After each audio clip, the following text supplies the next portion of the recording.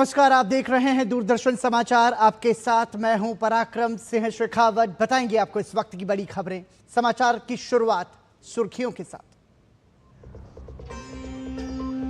प्रधानमंत्री नरेंद्र मोदी ने बिहार के चुनावी रण में भरी हुंकार।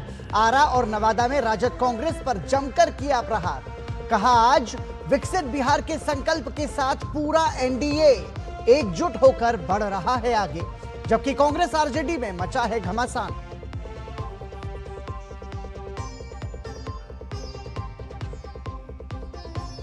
अमित शाह ने मुजफ्फरपुर और वैशाली में एनडीए को भारी मतों से जिताने की अपील करते हुए जंगल राज की दिलाई याद। राहुल गांधी ने बेगूसराय में महागठबंधन की सरकार बनने का किया दावा, तो तेजस्वी भी प्रचार में जुटे।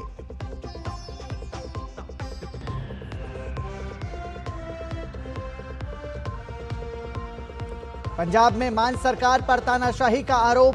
राज्य के कई हिस्सों में घंटों बाधित रहा अखबारों का वितरण। आप सांसद स्वाति मालीवाल ने कहा, तानाशाही चरम पर, तो कांग्रेस ने भी प्रेस की स्वतंत्रता का उठाया सवाल।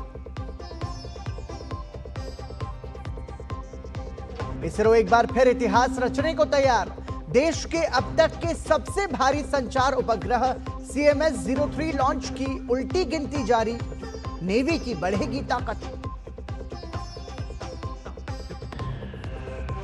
और बारिश के कारण आईसीसी महिला विश्व कप के खिताबी मुकाबले में देरी।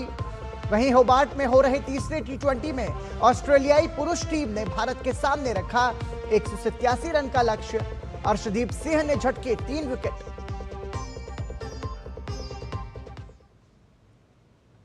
प्रधानमंत्री नरेंद्र मोदी ने बिहार के नवादा में एनडीए की विशाल जनसभा को संबोधित किया। प्रधानमंत्री ने कहा कि आजादी के बाद सरकारों ने छोटे किसानों की समस्याओं पर ध्यान नहीं दिया।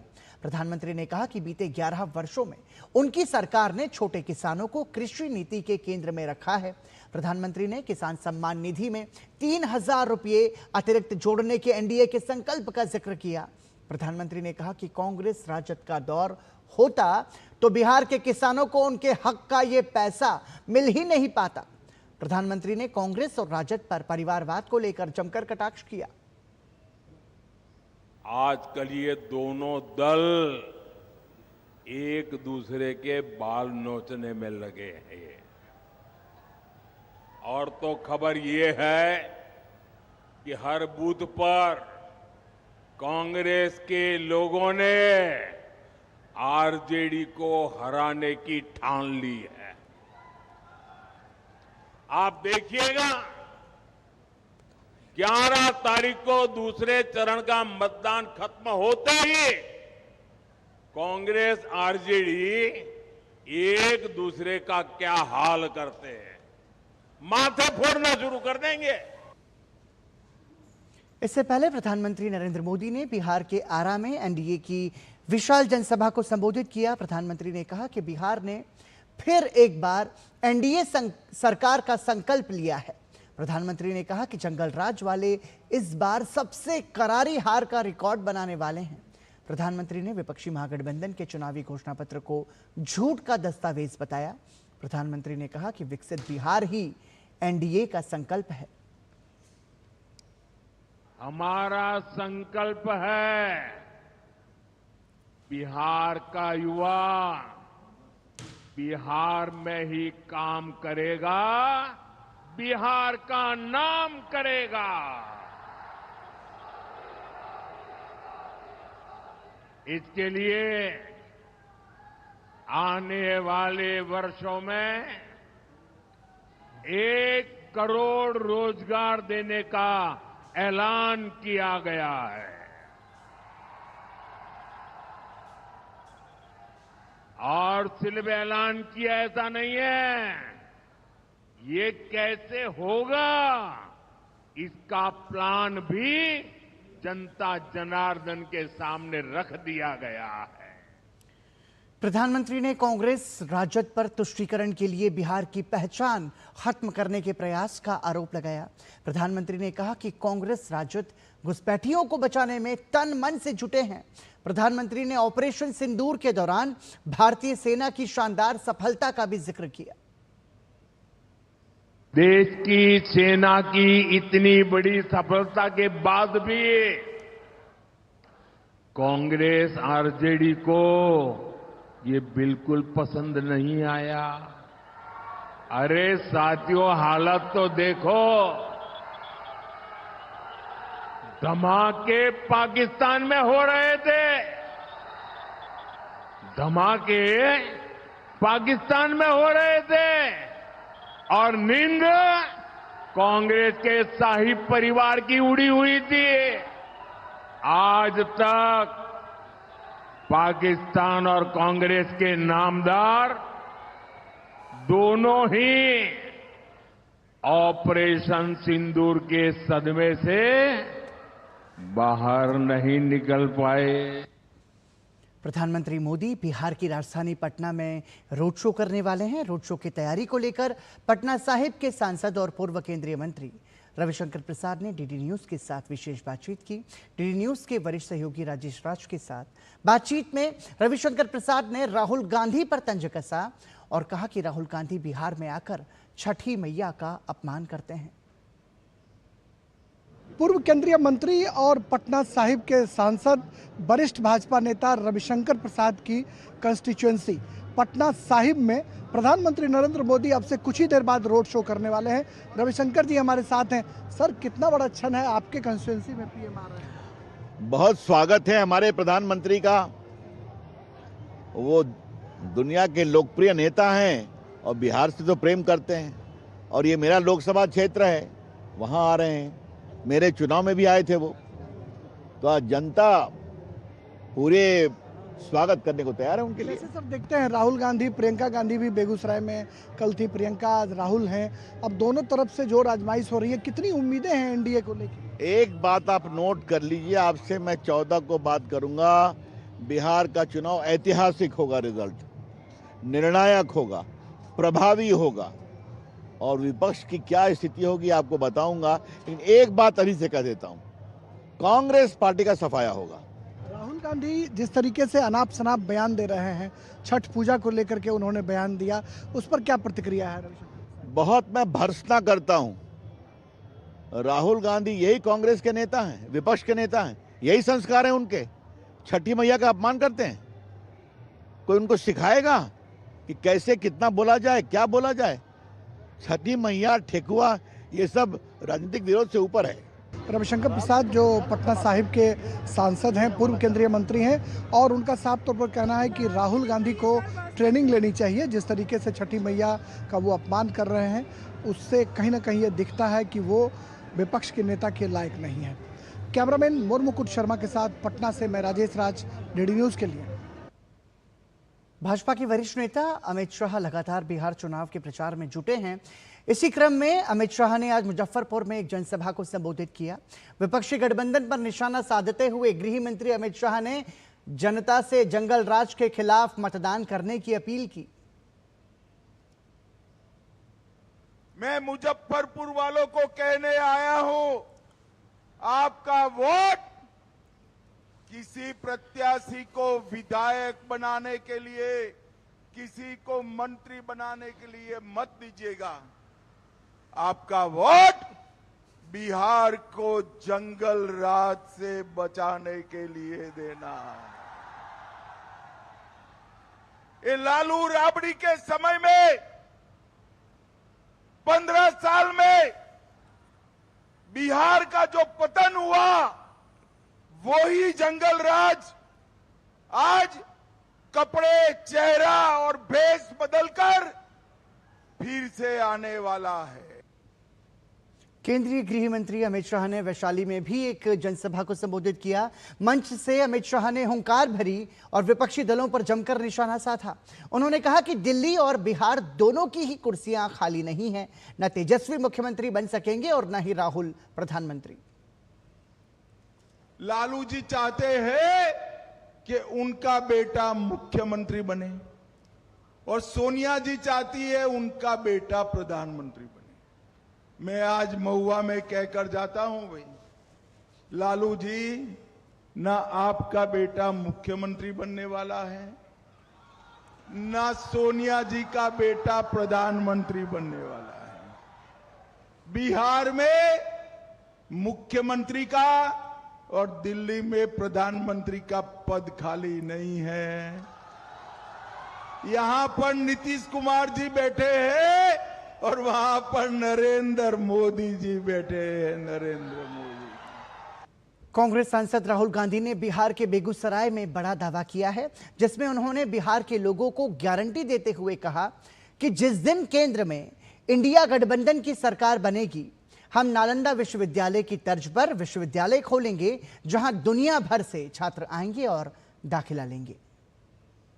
जैसे यहाँ पे हमारी गठबंधन की सरकार आएगी, जीतेगी, और हम आपको पूरी की पूरी तरीके से दम लगाकर बेहतरीन शिक्षा देने वाले हैं। मैं आपको पर्सनल एक गारंटी देता हूं और इसको आप याद रखिए।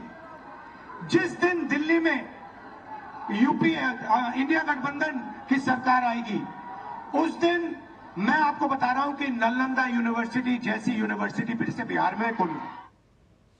बिहार विधानसभा चुनाव में तेजस्वी यादव ताबड़तोड़ प्रचार में जुटे हैं। एक ही दिन में तेजस्वी यादव कई रैलियों को संबोधित कर रहे हैं। उन्होंने लखीसराय की सूर्यगढ़ा सीट पर जनसभा को संबोधित किया। वहीं पटना जिले की मोकामा विधानसभा सीट पर तेजस्वी यादव जनसभा को संबोधित करने पहुंचे।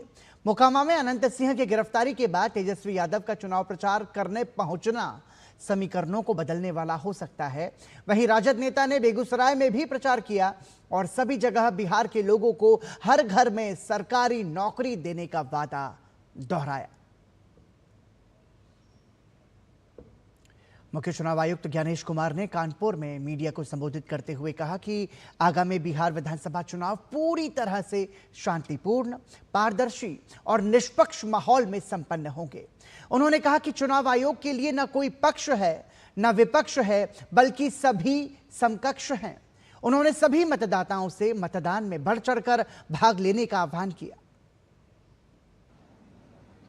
मैं एक बार स्पष्ट करना चाहता हूं कि चुनाव आयोग के लिए न कोई पक्ष है न कोई विपक्ष है, सब समकक्ष हैं।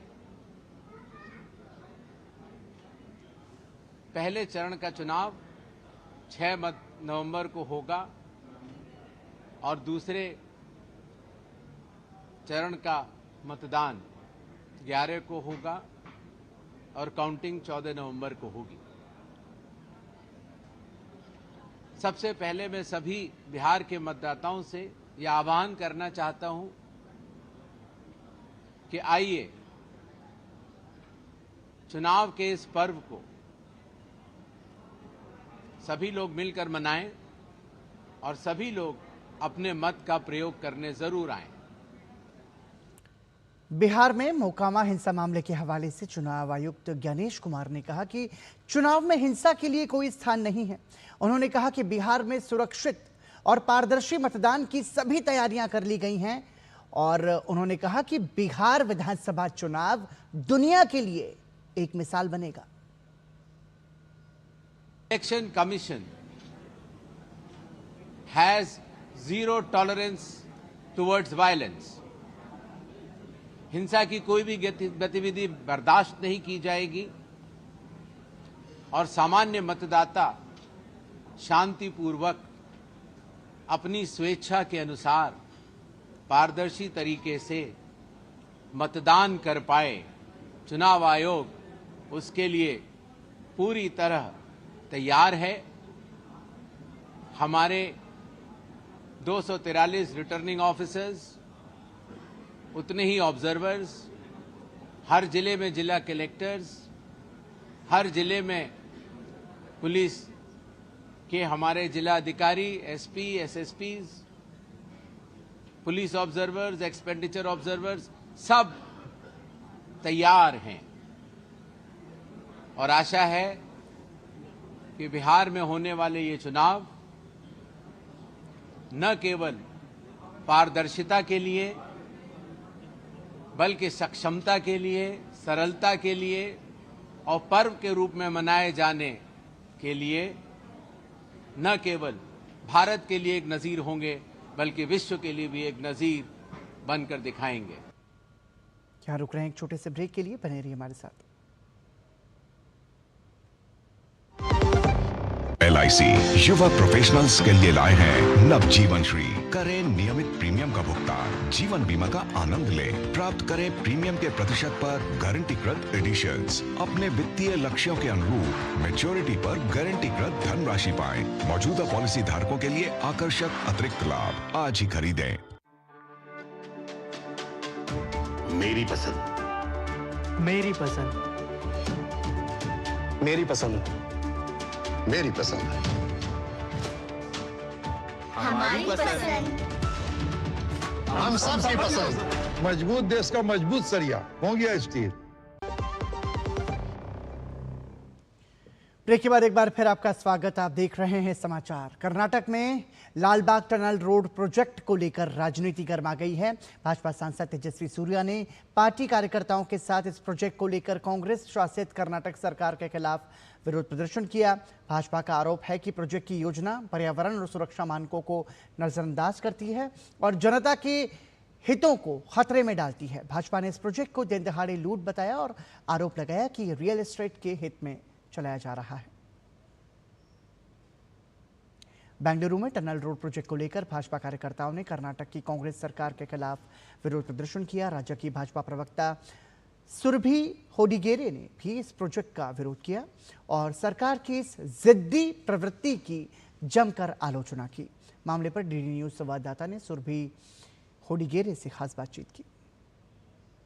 जब से राज्य में टनल रोड प्रोजेक्ट शुरू हुआ है तब से लेकर अब तक बीजेपी इसको अपोज करते आ रहे हैं। सो हमारे साथ है state BJP spokesperson Surabhi ji. आइए उनसे बात करते हैं क्यों, क्या वजह है इस टनल रोड प्रोजेक्ट को विरोध करने का और क्या क्या साइंटिफिक रीजन है, क्यों राज्य सरकार इनके बात नहीं मान रही। इन सब विचारों के लिए उनके साथ बात करते हैं। क्या स्पेशल कंसर्न है आप इस टनल रोड प्रोजेक्ट को लेकर? ओनली कार्स, 330 रुपी टोल, 20,000 रुपी पर मंथ चार्जेस और उसका ऊपर बस एक टनल रोड कंस्ट्रक्ट करने के लिए आप इतना जल्दी बिना परमिशन से इतना जल्दी कुछ करना है तो उसका कुछ कारण होना चाहिए ना। तो वो क्या है, वो आप समस्या करेक्ट करने के लिए कर रहे हैं या आप ऐसे ही कर रहे हैं क्योंकि आपका कुछ बेनिफिट है? Tunnel road project it's only for cars, क्या जिद में अड़े हुए है कर्नाटक सरकार? पता नहीं, DK शिव कुमार जी का कुछ मतलब वो पुराने एरा का बात कर रहे हैं, लेकिन इस एरा का सोल्यूशन टू ट्रैफिक ये है कि पब्लिक ट्रांसपोर्ट फर्स्ट, उसके बाद कार रिलेटेड ट्रांसपोर्ट। आप पब्लिक ट्रांसपोर्ट स्ट्रेंथन नहीं करने से नेक्स्ट जनरेशन को और हार्म होता है। और कितना टनल बिल्ड करेंगे हम? सीएम को पूछे तो गड्ढों के बारे में पूछे तो DCM को पूछिए, मतलब या क्या खेल रहे हैं वो? They are running from, escaping from their responsibilities. What is the worst part of government? Lack of accountability और साइलोज। यही कर रहा है CM और DCM, पासिंग द बक कर रहे हैं। Thank you so much Doordarshan के साथ बात करने के लिए, थैंक यू। देखिए आगे राज्य सरकार इस मामले को लेकर क्या करता है। विद कैमरा पर्सन चंद्रू के साथ ज्योति दफेदार, DD न्यूज बेंगलुरु। पंजाब के लुधियाना में पुलिस ने कई हिस्सों में समाचार पत्रों के वाहनों को रोककर तलाशी शुरू की। हिंदी, पंजाबी और अंग्रेजी समाचार पत्रों के वाहनों को पुलिस थानों के बीच ले जाकर जांच की गई। पुलिस की ये जांच रात 10 बजे से शुरू हुई और सुबह तक जारी रही। समाचार पत्र विक्रेताओं ने कहा कि पुलिस ने उनके फोन भी जब्त कर लिए। लुधियाना में सुबह 4 बजे से ही समाचार पत्रों के वाहन विभिन्न एजेंसियों में पहुंचते हैं और इनमें चंडीगढ़ से आने वाले वाहन और लुधियाना से जाने वाले वाहन शामिल हैं, लेकिन आज सुबह उन्हें थाने ले जाकर काफी देर तक जांच की गई। आज मेरी गाड़ी नहीं आई क्योंकि वो बम की अफवाह से मेरी गाड़ी पकड़ ली गई है, क्योंकि पता लगा कि हाँ फ्रेश गाड़ी में बम आता है। जमालपुर में पकड़ रखे हैं। 5 बजे से हम खड़े हैं जी यहाँ पर। तो कहना है कि कोई हमारी बड़े अफसर आएंगे तो चेक करेंगे, उसके बाद हम छोड़ेंगे, देखेंगे क्या है क्या नहीं। और हाकर लोग जो सप्लाई लेते हैं वो बहुत परेशान हैं जिस समय। पंजाब कांग्रेस के विधायक सुखपाल सिंह खैरा ने पंजाब की भगवंत मान सरकार और आम आदमी पार्टी प्रमुख अरविंद केजरीवाल पर निशाना साधा है। सुखपाल सिंह खैरा ने पंजाब में बाढ़ प्रभावितों को मुआवजा देने के अरविंद केजरीवाल के दावे को गलत बताया है।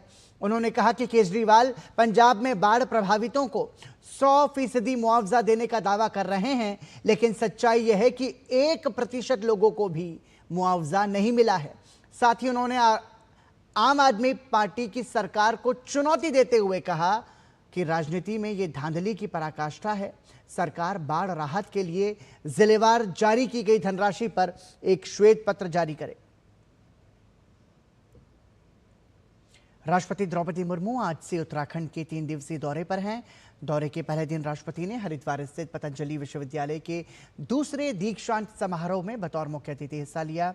राष्ट्रपति ने बेटियों की शिक्षा और भागीदारी पर जोर देते हुए कहा कि देश तभी विकसित राष्ट्र बन सकता है जब बेटों के साथ साथ बेटियों की भी हिस्सेदारी होगी। यहाँ 140 करोड़ जनसंख्या भारत में है, उनमें से 50% महिलाएं हैं।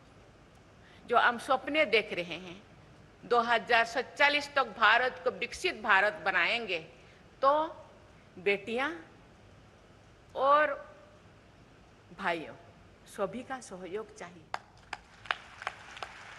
क्योंकि केवल 50% बेटा प्रयास करेंगे और बेटियां पीछे रह जाएंगे तो विकसित भारत का सपना हुए तो अधूरा रह जाएगा। असम के मुख्यमंत्री हिमंता बिस्वा शर्मा ने रेल मंत्री अश्विनी वैष्णव से मुलाकात की। इस दौरान राज्य में रेल कनेक्टिविटी बढ़ाने पर चर्चा की। शर्मा ने सोशल मीडिया प्लेटफॉर्म एक्स पर अपने संदेश में लिखा कि रेल मंत्री ने असम के लिए 3 नई अमृत भारत ट्रेन चलाने, उमरंगसो शहर से होचई जिले के लंका तक नए रेल लिंक, कोकराझार से भूटान के गेलिफू माइंडफुलनेस सिटी तक नई रेलवे लाइन में के काम में तेजी लाने और असम से गुजरने वाली सभी प्रमुख ट्रेन के अधिक ठहराव पर सहमति दी है। भारतीय अंतरिक्ष अनुसंधान संगठन आज अब तक के सबसे भारी संचार उपग्रह CMS-03 को लॉन्च करने जा रहा है। CMS-03 को श्रीहरिकोटा स्थित सतीश धवन अंतरिक्ष केंद्र से लॉन्च किया जाएगा। CMS-03 एक बहुबैंड संचार उपग्रह है जो भारतीय भूभाग सहित एक विस्तृत महासागरीय क्षेत्र में सेवाएं प्रदान करेगा। लगभग 4400 किलोमीटर वजनी CMS-03 भारतीय धरती से भू समकालिक स्थानांतरण कक्षा में प्रक्षेपित किए जाने वाला सबसे भारी संचार उपग्रह होगा। LVM-3 के पिछले मिशन ने चंद्रयान 3 मिशन का प्रक्षेपण किया था, जिसमें भारत चंद्रमा के दक्षिणी ध्रुव के पास सफलतापूर्वक उतरने वाला दुनिया का पहला देश बना था। CMS-03 की सफल तैनाती भारत के अंतरिक्ष तकनीक में आत्मनिर्भरता और भारी उपग्रह प्रक्षेपण क्षमता को नया आयाम देगी। ये मिशन देश में डिजिटल कनेक्टिविटी, आपदा प्रबंधन और सामरिक संचार को मजबूत करने की दिशा में एक बड़ा कदम माना जा रहा है। परमवीर चक्र से सम्मानित फ्लाइंग ऑफिसर निर्मलजीत सिंह सेखों के सम्मान में दिल्ली के जवाहरलाल नेहरू स्टेडियम में मैराथन का आयोजन किया गया, जिसका शुभारंभ air chief marshal SP Singh ने किया। भारतीय वायुसेना ने परमवीर चक्र से सम्मानित फ्लाइंग ऑफिसर्स निर्मलजीत सिंह सेखों के सम्मान में दिल्ली के जवाहरलाल नेहरू स्टेडियम में मैराथन का आयोजन किया। भारतीय वायुसेना सिद्धांतों, साहस, अनुशासन और एकता का प्रतीक है और इस कार्यक्रम का उद्देश्य नागरिकों को फिटनेस और लचीलेपन की संस्कृति अपनाने के लिए प्रेरित करना है। Maiden run in the name of Paramvir Chakra flying officer Nirmaljit Singh Sekhon, he is our icon and I'm sure we're going to do it every year. सेना का जोश एज वेल एज देश का जोश देख के हमें बहुत ही खुशी हो रही है और ये रिस्पांस आप देख ही रहे हैं। मैं खुद 10 किलोमीटर दौड़ा, मैं वाइस चीफ हूँ। दिल्ली में राष्ट्रीय स्तर पर सेखों इंडियन एयरफोर्स मैराथन का शुभारंभ जवाहरलाल नेहरू स्टेडियम में हरी झंडी दिखाकर किया गया। पूरे भारत में लगभग 31,000 लोगों ने रजिस्ट्रेशन करवाया, जबकि दिल्ली में 12,000 लोगों ने रजिस्ट्रेशन करवाया है। वहीं लोगों का जोश बढ़ाने के लिए अभिनेत्री अर्चना पूरन सिंह, अभिनेता सुनील ग्रोवर, हुमा कुरैशी भी पहुंचे थे। इंडियन एयरफोर्स की तरफ से यह आयोजित पहला मैराथन है, जिसको अब हर साल आयोजित किया जाएगा। सुबह सुबह 5 kilometre, 10 kilometre, 21 kilometers, I think it's very inspiring and I think it's a great initiative. We can sleep safe because we have the forces protecting us and hats off to them. Indian Air Force का जो Sekhon Indian Air Force Marathon है, we have the honor today of being present here to flag off the first ever Sekho Indian Air Force Marathon. राजधानी दिल्ली के Jawaharlal Nehru stadium में marathon का आयोजन किया गया, जिसमें तकरीबन दिल्ली समेत 60 शहरों को शामिल किया गया, जिनके इन 60 शहरों में इंडियन एयरफोर्स स्टेशन इसमें शामिल होता है और इस पूरे कार्यक्रम में अगर बात की जाए तो तकरीबन 30,000 से ज्यादा लोगों ने फुटप्रिंट किया है, यानी यहाँ पर 30,000 से ज्यादा लोगों ने शिरकत की है। 12,000 लोग राजधानी दिल्ली में आज इस मैराथन में शामिल नजर आए और उसका इनॉग्रेशन खुद air chief marshal AP Singh ने किया है। और इस मौके पर तमाम सेलिब्रिटीज, हुमा कुरैशी हो या सुनील ग्रोवर, अर्चना पूनम सिंह समेत तो कई सेलिब्रिटीज इसमें शामिल हुए हैं। और इन सब के बीच इस आयोजन का मुख्य उद्देश्य जो रहा है, निर्मल जीत सिंह यानी फ्लाइंग ऑफिसर को श्रद्धांजलि के तौर पर देखा गया है। कैमरामैन विश्वबंधु के साथ अंकित मिश्रा, दिल्ली, DD न्यूज। और आपको बता दें कि भारत और दक्षिण अफ्रीका के बीच महिला विश्व कप का जो मुकाबला बारिश की वजह से शुरू नहीं हो पाया था, वो अब 4:30 बजे टॉस होगा और 5 बजे ये मैच फिर से नवी मुंबई में खेला जाएगा। पूरे भारत की शुभकामनाएं भारत की बेटियों के साथ हैं कि वो ये विश्व कप जीतकर एक इतिहास रच दें। इसी के साथ समाचार में अभी के लिए इतना ही। दीजिए अनुमति, नमस्कार।